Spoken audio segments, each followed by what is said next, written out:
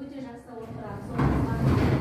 Балалар, сабағымызды бастамас бұрын өзін танытатын бесті ережесі бар. Сол ережемізді есімізге түсіріп бәріміз бірге айтайықшы, балалар. Тәртіп, тазалық, талап, тыныштық, татулық.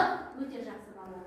Ал енді балалар, бүгінгі көңіл күйіміз қандай балалар? Керемет. Ал енді ендеше керемет болса, бүгін әрбір тобымыз бір-бірімізге күннің шуағы арқылы жақсы тілек тілеп алайық.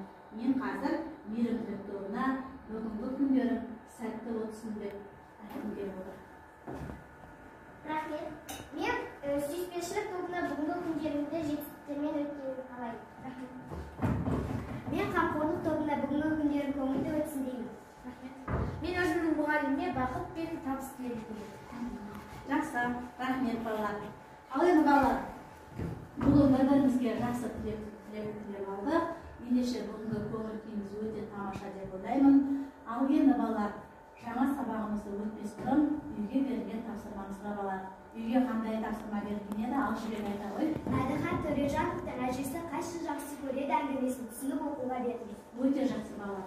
Ал ендеше үйге берілген тапсырманы сұрақ жауап арқылы сұрап алайық. Үйге берілген тапсырманы мен тақтаға қараймыз балалар. Тақтада бұлт, күннің көзін бұлттан ашу әдісі арқылы үй тапсырмасын сұрап алайық балалар. Міне.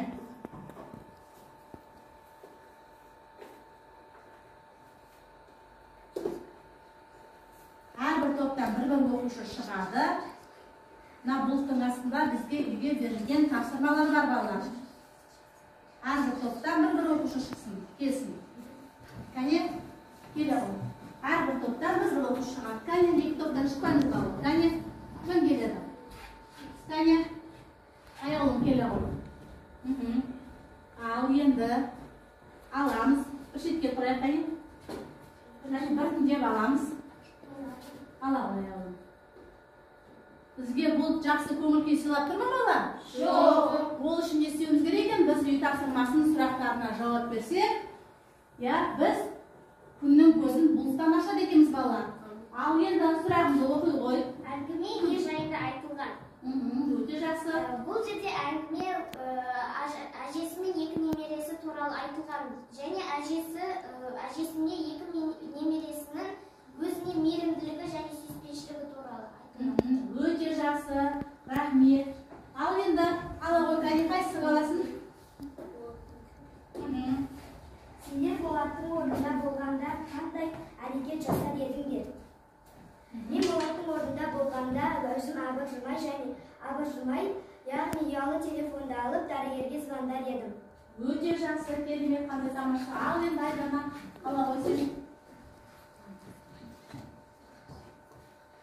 Болаттың әжесіне деген сүйіспеншілігі қандай әрекеттері арқылы көрінеді? Болаттың әжесіне деген сүйіспеншілігі ол әжесін өзіне бір ажалдан сақтап қалғаны және оның сүйіспеншілігі туралы арқылы көрінеді.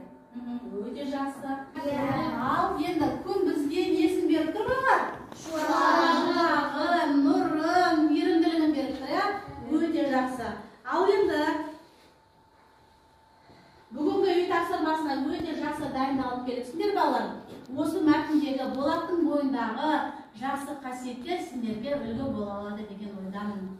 Отбасындағы татулық, мейірімділік, сүйіспеншілік, бір-біріне деген құрмет, сыйластық болған кезде, ол отбасы бақытты отбасы деп саналады екен балалар. Ал енді бүгінгі біздің сабағымыздың тақырыбы отбасы татулығы деп аталады балалар. Сабағымыздың дәйек сөзіне көңіл бөлейікші балалар.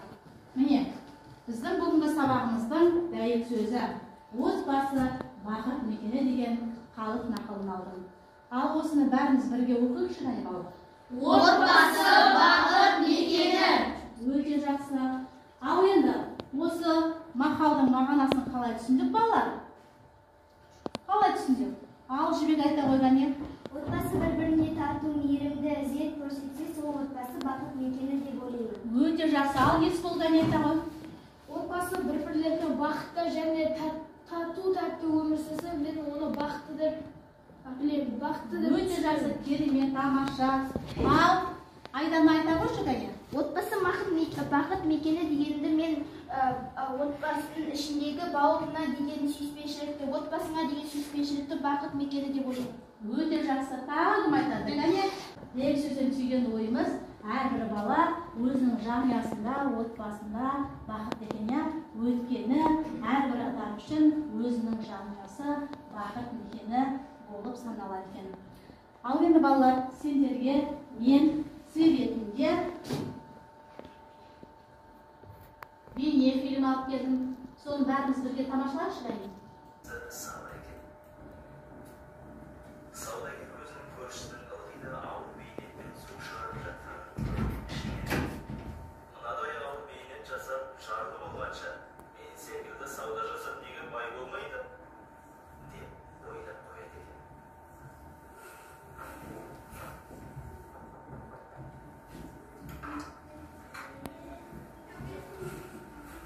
Бір күні ол көршісіне қашан көрсем де ауыр бейнеттен тоқталып жүргенін көреді. Бірақ әлі күнге байыған жоқсың. Сонда тапқаның қайда кетеді? Табысымды төртке бөлемін. Бірінші бөлігін қарызымды өтеймін. Екінші бөлігін қарызға беремін. Үшінші бөлігін алдыңғы күнде азыққа қалдырамын. Төртінші бөлігін ғана әйелім екеуміз азық етеміз. деп жауап берді кедей көршісі. Онда түсінікті. деп дәулет өз жөніне жетеді.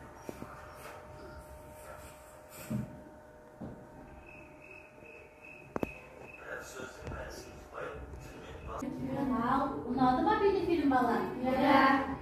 Егер бейнефильм ұнаған болса, сендерге қоятын сұрақтарым бар балалар.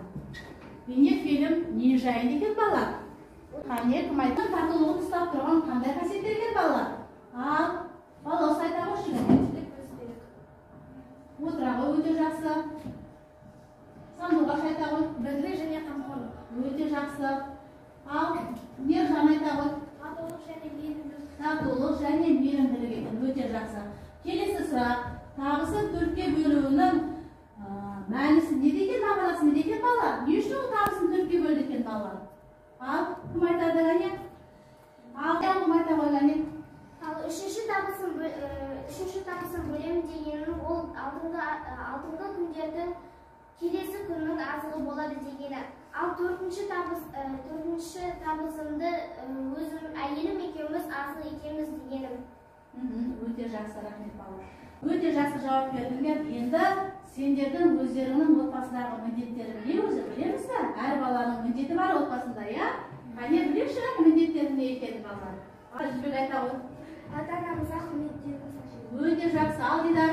Тәртіпті болу. Тәртіпті болу. Айдана?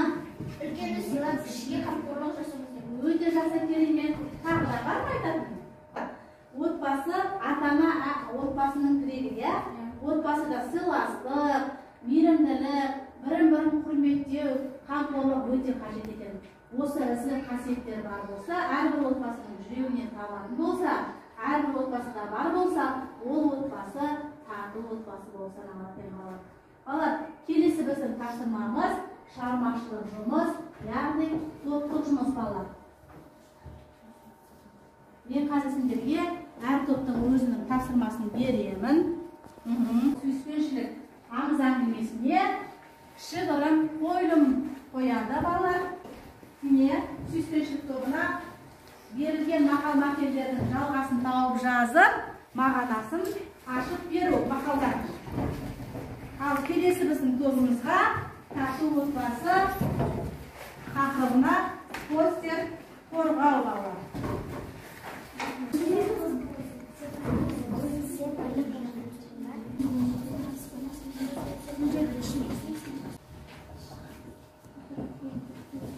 берілген тапсырма ең ұлы құндылық сүйіспеншілік аңыз әңгімесіне шағын қойылым көрсету. Базарға барайын деп сыртқа шыққан әйел есіктің артында отырған үш қарияны көріп тұрыңқырап қалды да бар ниетімен үйіне шақырды. Келіңіздер, қонақ болыңыздар. Бұл жақтан болсын байлық, сол жақтан болсын табыс, үшеуміз бірге шақырған жерге бара алмайды.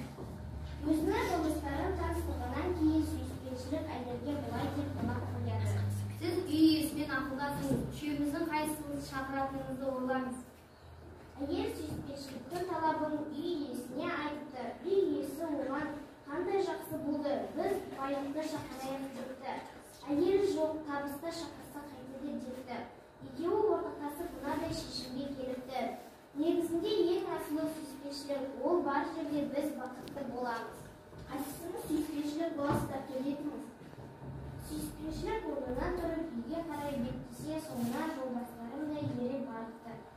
Бірақ сіздер біреуіңіз қана кіреміз деп едіңіздер ғой. Егер сіз байлық пен табысты таңдаған болсаңыз, қалған екеуміз далада қалған болар едік.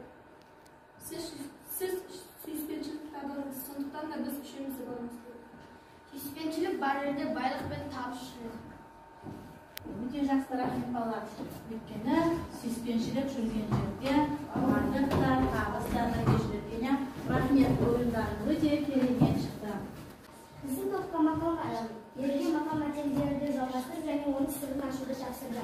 Біздің бірінші мақал мәтеліміз: әкеге қарап ұл өсер, анаға қарап қыз өсер. Әкенің мейірімділігін, қамқорлығын әке ұл қарап өседі. Ананың қамқорлығын, еңбекқорлығын қыз қарап өседі.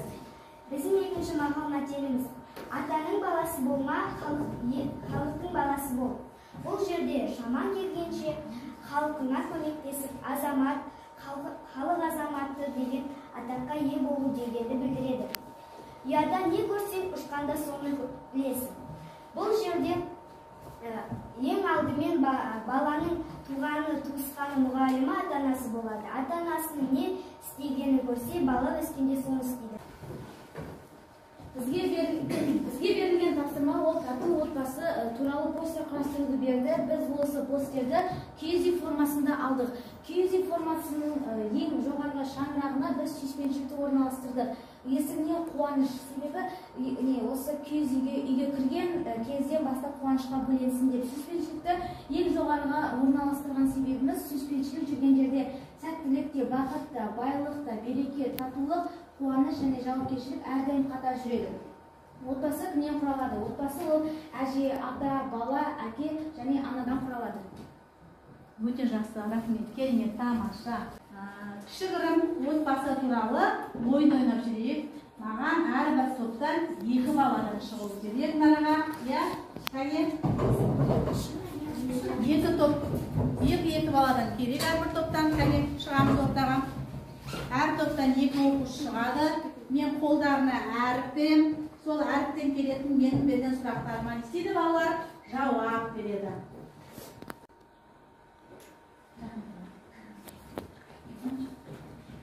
Ал енді сұрағым. Бірінші сұрақ. Отбасы құндылығын ата. Отбасы татулық, Адамгершілік, сүйіспеншілік, парыз. Өте керемет, тамаша. Екінші сұрақ. Отбасындағы менің міндетім? Оқу, тәрбие алу, білім алу, анама көмектесу, сабақ оқу, ыдыс жуу. Керемет, тамаша. Келесі сұрақ. Отбасы шағын мемлекет. Оның басшысы кім? Отағасы, әкем, балалар, атам. ыбырай. Өте жақсы.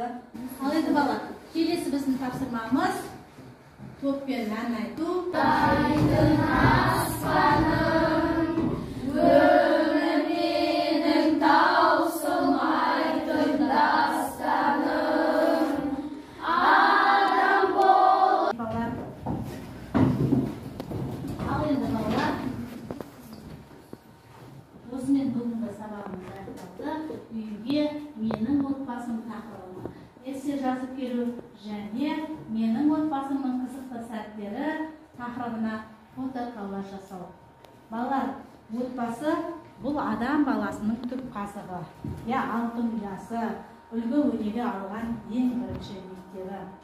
Отбасында адамның асыл, жағымды қасиеттері дамиды. Отбасы бұл бақыт пен берекенің, тату мен бірліктің мекен екенін жүрегімізде әрдайым сақтап, есімізден шығармай жүруіміз керек. Бүгінгі күннен алған әрбір жақсы сөздерді, жақсы қасиеттерді жүрегіміздің түкпіріне сақтап, оны күнделікті өмірге қолдана білейік.